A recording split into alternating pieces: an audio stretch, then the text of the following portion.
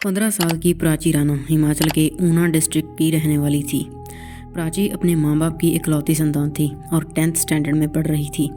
प्राची के दोनों ही parents government job करते थे और सुबह प्राची के स्कूल जाने के बाद वो दोनों भी अपने अपने ऑफिस के लिए निकल जाते थे और प्राची के स्कूल से लौटने से कुछ घंटों बाद वो काम से वापस घर आया करते थे और इसी तरह से नॉर्मली उनकी लाइफ कट रही थी and they were all happy. 5 अप्रैल 2022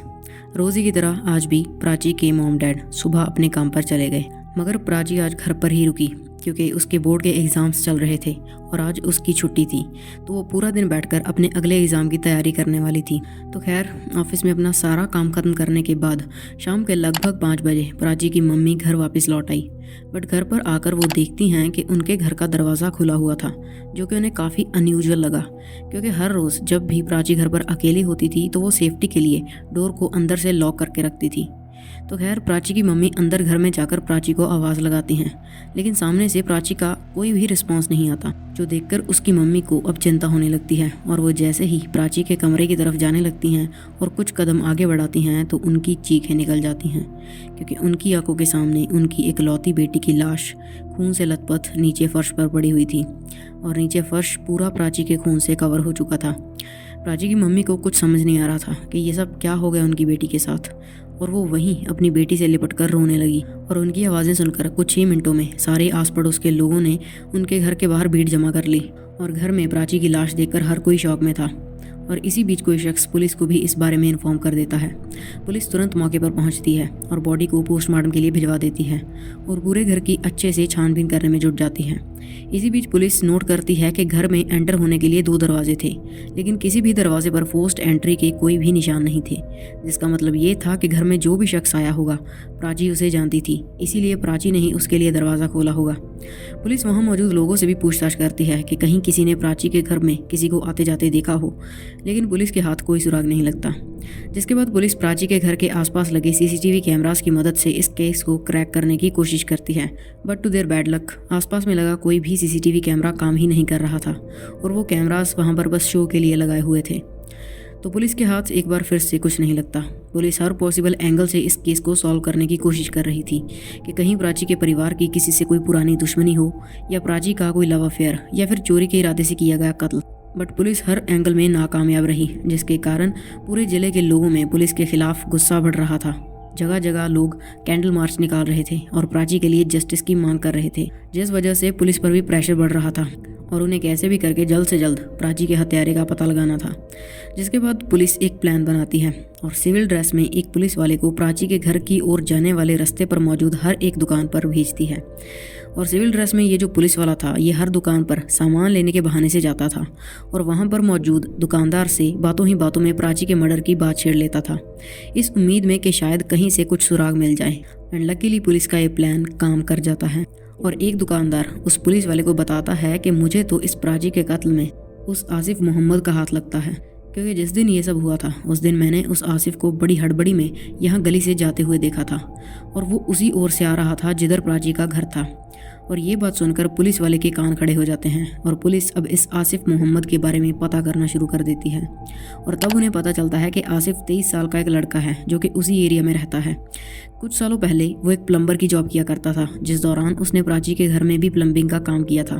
लेकिन अब उसने वो काम छोड़ दिया था और अब वो इस एरिया में न्यूज़पेपर डिलीवरी का काम करता था और वो ये अखबार देने के लिए प्राची के घर भी हर रोज़ जाता था। अब पुलिस को कहीं ना कहीं लगने लगा था कि वो लोग सही दिशा में जा रहे हैं, जिसके बाद वो इस आसिफ को कांटेक्ट करते हैं और उसे पूछताछ के लिए पुलिस स्टेशन बुलाते हैं, लेकिन आसिफ कभी पुलिस स्टेशन पहुंचता ही नहीं है और जब पुलिस उसे दोबारा कॉल करने का ट्राई करती है तो आसिफ का फ़ोन स्विच ऑफ आ रहा था और ऐसा करके आसिफ ने पुलिस को यकीन दिला दिया था कि प्राची का कत्ल उसी ने किया है। जिसके बाद पुलिस की कई टीमें आसिफ को ट्रैक करने में लग जाती हैं और पुलिस की मेहनत रंग भी लाती है और इससे पहले कि आसिफ कहीं भाग पाता पुलिस उसे उसी रात अरेस्ट कर लेती है और अरेस्ट करने के बाद सीधा उसे पुलिस स्टेशन लाकर पुलिस उसकी अच्छे से खातिरदारी करती है और पुलिस की मार के सामने आसिफ ज़्यादा देर तक टिक नहीं पाता और आखिरकार वो कन्फेस कर लेता है कि उसी ने प्राची की हत्या की थी और फिर वो प्राची की हत्या करने के पीछे का अपना मकसद बताता है। और यकीन मानिएगा, जब आप लोग भी उसकी प्राची को मारने की वजह के बारे में सुनोगे तो आपका भी खून खौल उठेगा और वो वजह ये थी कि आसिफ रोज़ ही प्राची के घर अखबार देने आया करता था और अक्सर उसकी नज़र घर में मौजूद प्राची पर पड़ती थी और प्राची को देखकर, उस 15 साल की बच्ची को देखकर अक्सर उसके मन में गंदे गंदे ख्याल आते थे और वो किसी भी तरह से प्राची को हासिल करना चाहता था।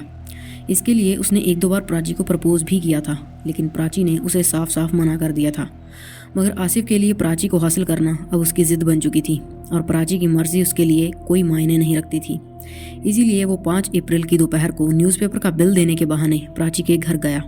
क्योंकि उसे पता था कि इस वक्त प्राची घर में अकेली होगी और उसका ये आइडिया काम भी कर गया। बिल की बात सुनकर प्राची ने ना चाहते हुए भी उसके लिए दरवाज़ा खोल दिया और यही उस बच्ची ने सबसे बड़ी गलती कर दी।